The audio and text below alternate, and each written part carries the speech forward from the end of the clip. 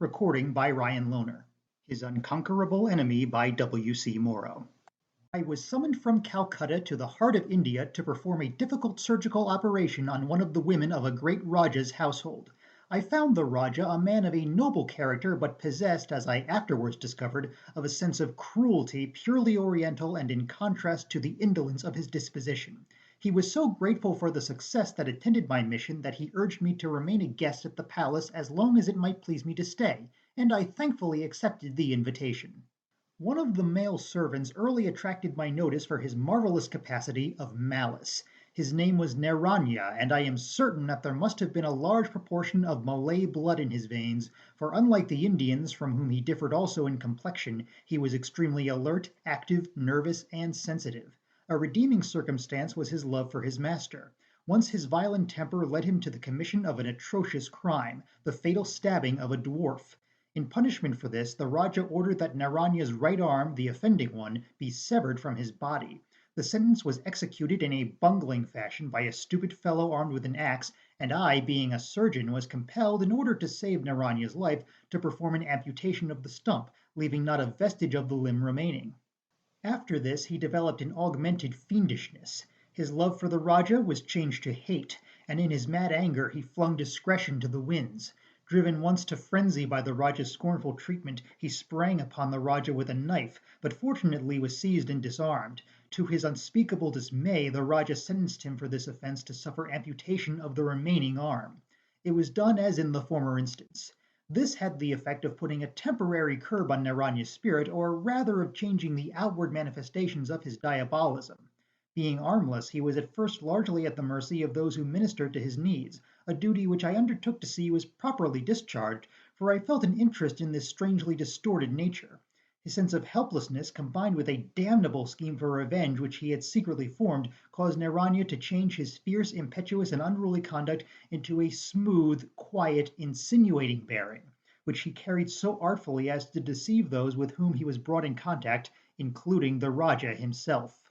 Naranja, being exceedingly quick, intelligent, and dexterous, and having an unconquerable will, turned his attention to the cultivating of an enlarged usefulness of his legs, feet, and toes, with so excellent effect that in time he was able to perform wonderful feats with those members.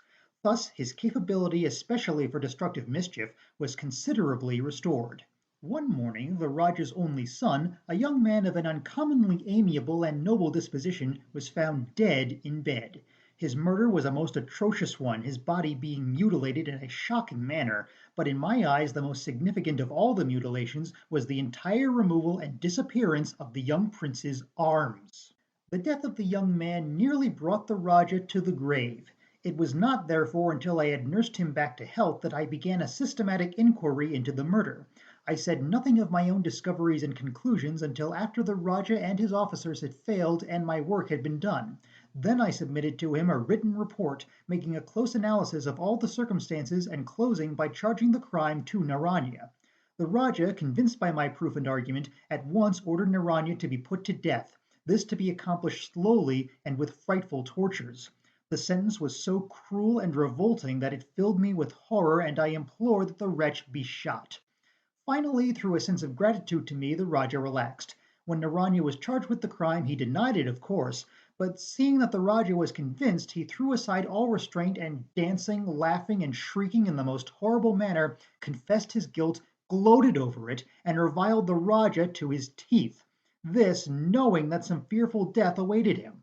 The Raja decided upon the details of the matter that night, and in the morning he informed me of his decision. It was that Naranja's life should be spared, but that both of his legs should be broken with hammers, and that then I should amputate the limbs at the trunk. Appended to this horrible sentence was a provision that the maimed wretch should be kept and tortured at regular intervals by such means as afterwards might be devised. Sickened to the heart by the awful duty set out for me, I nevertheless performed it with success, and I care to say nothing more about that part of the tragedy. Naranja escaped death very narrowly, and was a long time in recovering his wonted vitality. During all these weeks the Raja neither saw him nor made inquiries concerning him, but when, as in duty bound, I made official report that the man had recovered his strength, the Raja's eyes brightened, and he emerged with deadly activity from the stupor into which he so long had been plunged. The Raja's palace was a noble structure, but it is necessary here to describe only the grand hall. It was an immense chamber with a floor of polished inlaid stone and a lofty arched ceiling. A soft light stole into it through stained glass set in the roof and in high windows on one side. In the middle of the room was a rich fountain which threw up a tall slender column of water with smaller and shorter jets grouped around it. Across one end of the hall, halfway to the ceiling, was a balcony, which communicated with the upper story of a wing, and from which a flight of stone stairs ascended to the floor of the hall. During the hot summers this room was delightfully cool. It was the Rajah's favorite lounging place, and when the nights were hot he had his cot taken thither, and there he slept. This hall was chosen for Naranya's permanent prison. Here was he to stay so long as he might live, with never a glimpse of the shining world or the glorious heavens. To one of his nervous, discontented nature such confinement was worse than death. At the Rajah's order there was constructed for him a small pen of open ironwork, circular and about 4 feet in diameter, elevated on 4 slender iron posts, 10 feet above the floor, and placed between the balcony and the fountain. Such was Naranya's prison. The pen was about 4 feet in depth, and the pen top was left open for the convenience of the servants whose duty it should be to care for him. These precautions for his safe confinement were taken at my suggestion, for although the man was now deprived of all 4 of his limbs, I still fear that he might develop some extraordinary unheard of power for mischief. It was provided that the attendant should reach his cage by means of a movable ladder. All these arrangements having been made, and Naranja hoisted into his cage, the Rajah emerged upon the balcony to see him for the first time since the last amputation. Naranja had been lying panting and helpless on the floor of his cage, but when his quick ear caught the sound of the Rajah's footfall he squirmed about until he had brought the back of his head against the railing, elevating his eyes above his chest and enabling him to peer through the open work of the cage. Thus the two deadly enemies faced each other. The Rajah's stern face paled at sight of the hideous shapeless thing which met his gaze, but he soon recovered, and the old hard, cruel, sinister look returned. Naranja's black hair and beard had grown long, and they added to the natural ferocity of his aspect. His eyes blazed upon the Rajah with a terrible light, his lips parted, and he gasped for breath. His face was ashen with rage and despair, and his thin distended nostrils quivered. The Rajah folded his arms and gazed down from the balcony upon the frightful wreck that he had made. Oh, the dreadful pathos of that picture, the inhumanity of it, the deep and dismal tragedy of it! Who might look into the wild, despairing heart of the prisoner and see and understand the frightful turmoil there, the surging, choking passion, unbridled but impotent ferocity, frantic thirst for a vengeance that should be deeper than hell? Naranja gazed, his shapeless body heaving, his eyes aflame.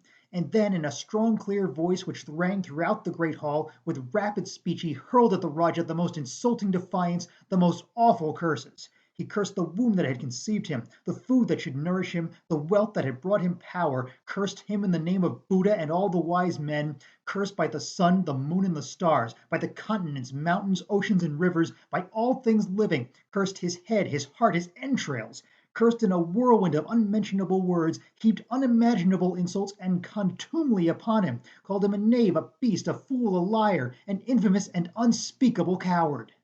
The Rajah heard it all calmly, without the movement of a muscle, without the slightest change of countenance, and when the poor wretch had exhausted his strength and fallen helpless and silent to the floor, the Rajah, with a grim cold smile, turned and strode away.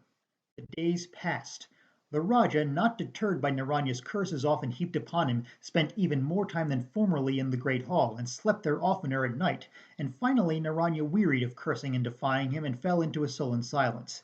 The man was a study for me, and I observed every change in his fleeting moods. Generally his condition was that of miserable despair, which he attempted bravely to conceal. Even the boon of suicide had been denied him, for when he would wriggle into an erect position the rail of his pen was a foot above his head, so that he could not clamber over and break his skull on the stone floor beneath, and when he had tried to starve himself the attendants forced food down his throat, so that he abandoned such attempts. At times his eyes would blaze and his breath would come in gasps, for imaginary vengeance was working within him, but steadily he became quieter and more tractable, and was pleasant and responsive when I would converse with him. Whatever might have been the tortures which the Rajah had decided on, none as yet had been ordered, and although Naranja knew that they were in contemplation he never referred to them or complained of his lot. The awful climax of this situation was reached one night, and even after this lapse of years I cannot approach its description without a shudder. It was a hot night, and the Rajah had gone to sleep in the great hall, lying on a high cot placed on the main floor just underneath the edge of the balcony. I had been unable to sleep in my own apartment, and so I had stolen into the great hall through the heavily curtained entrance at the end farthest from the balcony. As I entered, I heard a peculiar soft sound above the patter of the fountain. Naranya's cage was partly concealed from my view by the spraying water, but I suspected that the unusual sound came from him. Stealing a little to one side and crouching against the dark hangings of the wall, I could see him in the faint light which dimly illuminated the hall. And then I discovered that my surmise was correct. Naranja was quietly at work. Curious to learn more, and knowing that only mischief could have been inspiring him, I sank into a thick robe on the floor and watched him. To my great astonishment, Naranja was tearing off with his teeth the bag which served as his outer garment. He did it cautiously, casting sharp glances frequently at the Rajah, who, sleeping soundly on his cot below, breathed heavily. After starting a strip with his teeth, Naranja by the same means would attach it to the railing of his cage and then wriggle away, much after the manner of a caterpillar's crawling, and this would cause the strip to be torn out the full length of his garment. He repeated this operation with incredible patience and skill until his entire garment had been torn into strips. 2 or 3 of these he tied end to end with his teeth, lips, and tongue, tightening the knots by placing one end of the strip under his body and drawing the other taut with his teeth. In this way he made a line several feet long, one end of which he made fast to the rail with his mouth. It then began to dawn upon me that he was going to make an insane attempt, impossible of achievement without hands, feet, arms, or legs, to escape from his cage. For what purpose? The Rajah was asleep in the hall. Ah! I caught my breath. Oh, the desperate, insane thirst for revenge which could have unhinged so clear and firm a mind! Even though he should accomplish the impossible feat of climbing over the railing of his cage that he might fall to the floor below, for how could he slide down the rope? He would be in all probability killed or stunned, and even if he should escape these dangers, it would be impossible for him to clamber upon the cot without rousing the Rajah, and impossible even though the Rajah were dead. Amazed at the man's daring, and convinced that his sufferings and brooding had destroyed his reason, nevertheless I watched him with breathless interest. With other strips tied together, he made a short swing across one side of his cage. He caught the long line in his teeth at a point not far from the rail. Then, wriggling with great effort to an upright position, his back braced against the rail, he put his chin over the swing and worked toward one end. He tightened the grasp of his chin on the swing, and with tremendous exertion, working the lower end of his spine against the railing, he began gradually to ascend the side of his cage. The labor was so great that he was compelled to pause at intervals, and his breathing was hard and painful. And even while thus resting, he was in a position of terrible strain, and his pushing against the swing caused it to press hard against his windpipe and nearly strangle him. After amazing effort he had elevated the lower end of his body until it protruded above the railing, the top of which was now across the lower end of his abdomen. Gradually he worked his body over, going backward until there was sufficient excess of weight on the outer side of the rail, and then with a quick lurch he raised his head and shoulders and swung into a horizontal position on top of the rail. Of course he would have fallen to the floor below had it not been for the line which he held in his teeth. With so great nicety had he estimated the distance between his mouth and the point where the rope was fastened to the rail, that the line tightened and checked him just as he reached the horizontal position on the rail. If one had told me beforehand that such a feat as I had just seen this man accomplish was possible, I should have thought him a fool. Naranja was now balanced on his stomach across the top of the rail, and he eased his position by bending his spine and hanging down on either side as much as possible. Having rested thus for some minutes, he began cautiously to slide off backward, slowly paying out the line through his teeth, finding almost a fatal difficulty in passing the knots. Now it is quite possible that the line would have escaped altogether from his teeth laterally when he would slightly relax his hold to let it slip, had it not been for a very ingenious plan to which he had resorted. This consisted in his having made a turn of the line around his neck before he attacked the swing, thus securing a threefold control of the line, one by his teeth, another by friction against his neck, and a third by his ability to compress it between his cheek and shoulder. It was quite evident now that the minutest details of a most elaborate plan had been carefully worked out by him before beginning the task, and that possibly weeks of difficult theoretical study had been consumed in the mental preparation. As I observed him, I was reminded of certain hitherto unaccountable things which he had been doing for some weeks past, going through certain hitherto inexplicable motions, undoubtedly for the purpose of training his muscles for the immeasurably arduous labor which he was now performing. A stupendous and seemingly impossible part of his task had been accomplished. Could he reach the floor in safety? Gradually he worked himself backward over the rail in imminent danger of falling, but his nerve never wavered and I could see a wonderful light in his eyes. With something of a lurch his body fell against the outer side of the railing, to which he was hanging by his chin, the line still held firmly in his teeth. Slowly he slipped his chin from the rail and then hung suspended by the line in his teeth. By almost imperceptible degrees, with infinite caution, he descended the line and finally his unwieldy body rolled upon the floor, safe and unhurt. What miracle would this superhuman monster next accomplish? I was quick and strong and was ready and able to intercept any dangerous act, but not until danger appeared would I interfere with this extraordinary scene. I must confess to astonishment upon having observed that Naranja, instead of proceeding directly toward the sleeping Rajah, took quite another direction. Then it was only escape after all that the wretch contemplated, and not the murder of the Rajah. But how could he escape? The only possible way to reach the outer air without great risk was by ascending the stairs to the balcony and leaving by the corridor which opened upon it, and thus fall into the hands of some British soldiers quartered thereabout who might conceive the idea of hiding him. But surely it was impossible for Naranja to ascend that long flight of stairs. Nevertheless, he made directly for them, his method of progression thus. He lay upon his back with the lower end of his body toward the stairs, then bowed his spine upward, thus drawing his head and shoulders a little forward, straightened, and then pushed the lower end of his body forward a space equal to that through which he had drawn his head, repeating this again and again, each time while bending his spine, preventing his head from slipping by pressing it against the floor. His progress was laborious and slow, but sensible, and finally he arrived at the foot of the stairs. It was manifest that his insane purpose was to ascend them. The desire for freedom must have been strong within him. Wriggling to an upright position against the newel post, he looked up at the great height which he had to climb and sighed, but there was no dimming of the light in his eyes. How could he accomplish the impossible task?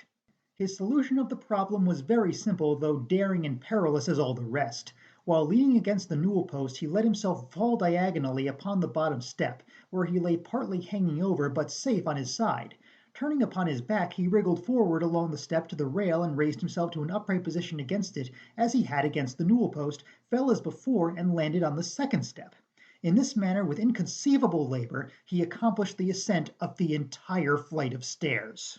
Being apparent to me that the Rajah was not the object of Naranja's movements, the anxiety which I had felt on that account was now entirely dissipated. The things which already he had accomplished were entirely beyond the nimblest imagination.